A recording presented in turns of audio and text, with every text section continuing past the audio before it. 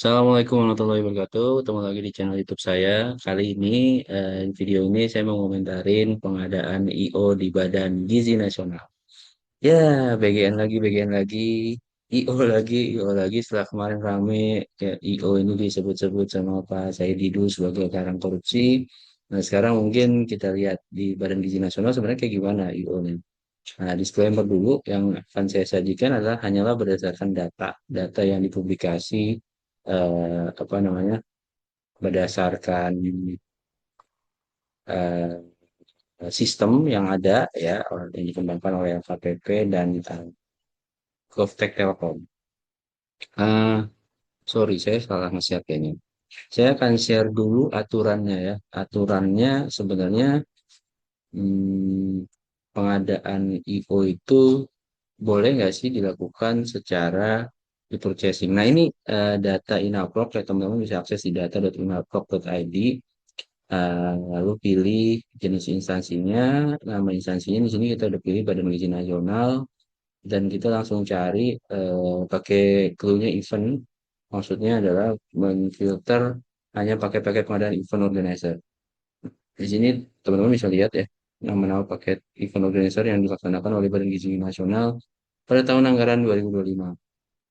Nah, ini salah satunya ada kegiatan penyelenggaraan event kedeputian 140 juta, terus ada BIMTEK manajemen risiko 18 miliar guys ya. Terus ada juga IO training asesmen risiko ada 16 miliar.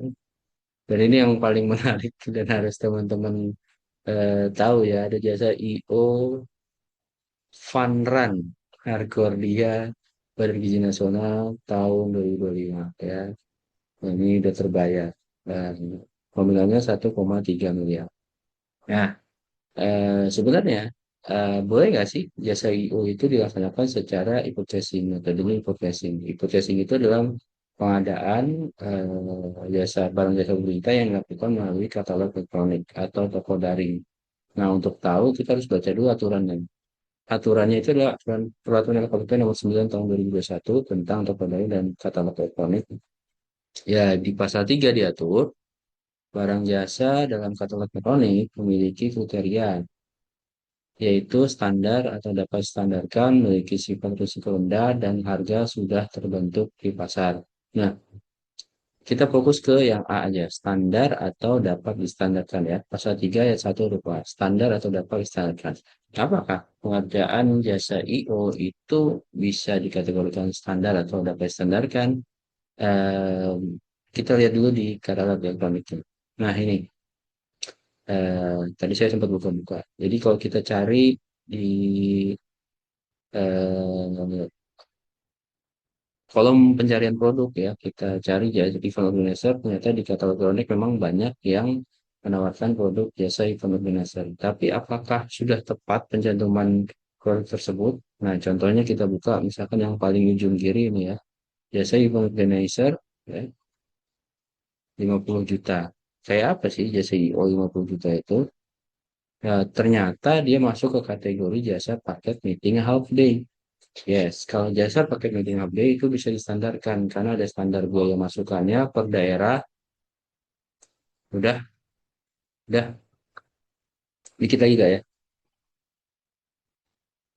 Dan dan juga ada standar kualitas paket half day meetingnya seperti apa. Misalkan untuk eselon 3 ke bawah gimana, eselon 1, pejabat eselon 1 dan 2 gimana, menteri gimana, atau pejabat setingkat menteri gimana gitu. Itu semua ada standarnya. Tapi kalau ini kan dibikin nama produknya jasa event organizer. Event organizer yang kayak apa yang dimaksud oleh produk ini gitu ya. Ternyata di sini disebutnya juga memang HT ya. Kapasitas ruang meetingnya 300 mungkin 300 orang, ruang indoor. Nah, adanya di Kota Medan ya. Nah, yang bikin paket ini jadi nggak standar adalah pertama ada sewa panggungnya, ada sewa soundnya, ada sewa kursi futuranya, hmm, sewa apa ya, MC honor MC dua orang honor penari. Nah, honor MC dua orang honor penari honor pemusik ini yang jadi nggak bikin nggak standar karena kalau half day meeting itu cuma sewa ruangan peralatan meeting sudah termasuk soundnya, sudah termasuk makan minumnya. Nggak ada tuh MC, nggak ada tuh honor penari, nggak ada tuh honor musik. Itu jadi nggak standar. Nah, jadi bisa diasumsikan paket IO 50 juta ini adalah paket IO yang nggak standar. Untungnya belum ada yang beli ya, jadi masih terjual nol. Ya, itu tadi kalau yang ini ya, paket ini ya. Coba kita lihat paket lainnya atau produk lainnya yang ditawarkan. Nah, ini ada aneh banget nih. Jasa event organizer, tapi ininya barang. Kategorinya barang gitu, coba lihat ya. Ya, ternyata benar. Dia masuk ke kategori barang dokumen organizer lainnya. Ini mungkin lebih tepatnya kayak tempat buat naruh dokumen supaya rapi ya. Tapi kenapa jadinya jasa event organizer ya? Aneh banget. Coba kita lihat, udah kebeli belum nih? Udah ada yang beli ternyata. Udah terjual satu, nggak tahu siapa ya. Aduh, kasihan banget. Nah, ini juga gambarnya kayak eventnya event lari. Terus apa gini? Oh, iya benar, event lari. Dan oh ada ini juga ya, event di mall, di panggung. Ada di Kabupaten Bulungan ya. Mudah-mudahan cepat sadar nih yang bikin ini. Eh, udah kategori barangnya salah. Jadi kita nggak perlu bahas standarnya di mana ya. Coba kita lihat yang lain deh. Yang jasa aja, yang barang udah pasti salah kan. Jasa-jasa ini yang gede banget ya. Mana ya? 14 juta. Nah, ini kan harganya macam-macam ya. Jadi sangat sangat bingung ya. Ini standar di mana? Eh, Bisa jadi setiap event tuh ininya beda-beda. Ini kita lihat yang gede banget nih. Ada 1,1 miliar. Coba kita lihat. Jasa event organisasi terjual satu, udah terjual ada di dari Jakarta Timur nih PT-nya 1,1 miliar. Ternyata jadi masuk ke jasa sewa alat transportasi. Jadi mungkin isinya harusnya sewa kendaraan ya. Oh ini juga kategorinya sewa bus besar. Coba lihat. Ternyata nggak diisi tuh guys. Bahkan di deskripsi produknya adalah jasa event organizer sesuai permintaan. Nah kalau kayak gini, standarnya di mana? Ini justru kayak ya udah kalau ada yang butuh, ada yang nitip, kalau dong kayak yang produknya lo tinggal diisi, terus tinggal klik deh. Nah ini udah nggak cocok jadi produk yang ditayangkan di katalog elektronik. Oke, itu dari sisi kata elektronik ya, bahwa memang ada di katalog ini yang menawarkan jasa event organizer. Tapi coba kita lihat yang sudah diproses oleh Badan Gizi Nasional. Saya tertarik sama yang ini nih, yang paling bawah jasa event organizer Fun Run Hakordia Badan Gizi Nasional tahun 2025. Kalau nggak salah itu eventnya ada di Senayan. Coba kita lihat ya. Fun Run Hakordia Badan Gizi Nasional.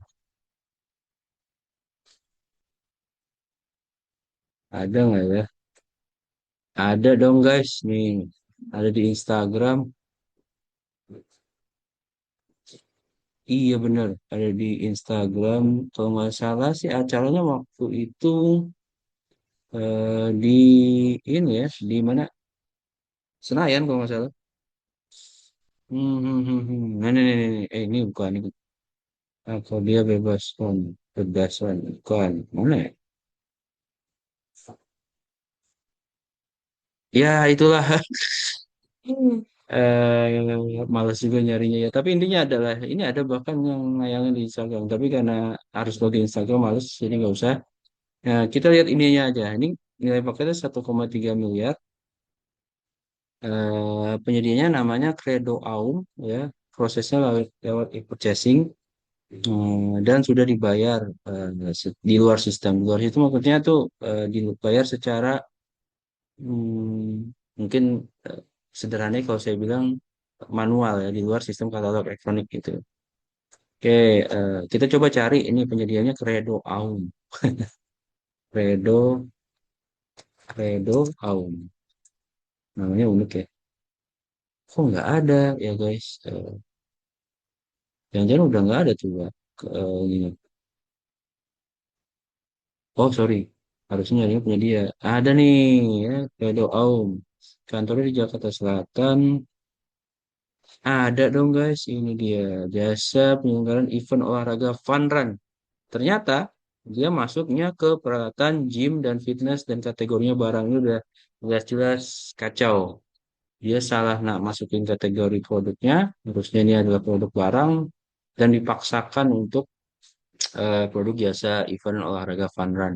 Dan udah jelas ini bukan barang yang standar atau dapat distandarkan karena ya gimana standarnya mau di mana? Emang mau diatur jumlah orangnya, jumlah kilometernya, terus apanya yang mau distandarin gitu? Nggak jelas di deskripsi produknya juga nggak ada. Ini pun apa nih? 142 cm, 97 cm, 214 cm. Aduh, nggak ngerti deh. Ini volume apa nih? Beratnya 265. Nggak cocok sama nama produknya. Ya kemungkinan besar ini adalah yang dipilih oleh Badan Gizi Nasional. Baik lagi ke sini. Oke. Yang lebih aneh lagi di data ini adalah masih banyak paket IO yang statusnya on process. Saya nggak tahu ini anomali atau enggak ya. Harusnya kalau paketnya itu tahun anggaran 2025, dia udah kelar. Nggak mungkin masih on proses. Masih berlangsung dong. Belum BAST, belum serah terima, belum dibayar. Nggak mungkin banget. Nah, ini keanehan berikutnya. Dan satu lagi ya, mungkin ini kelemahan dari datanya. Misalkan kita klik coba yang tadi ya, Panran nih. Ini yang Panran.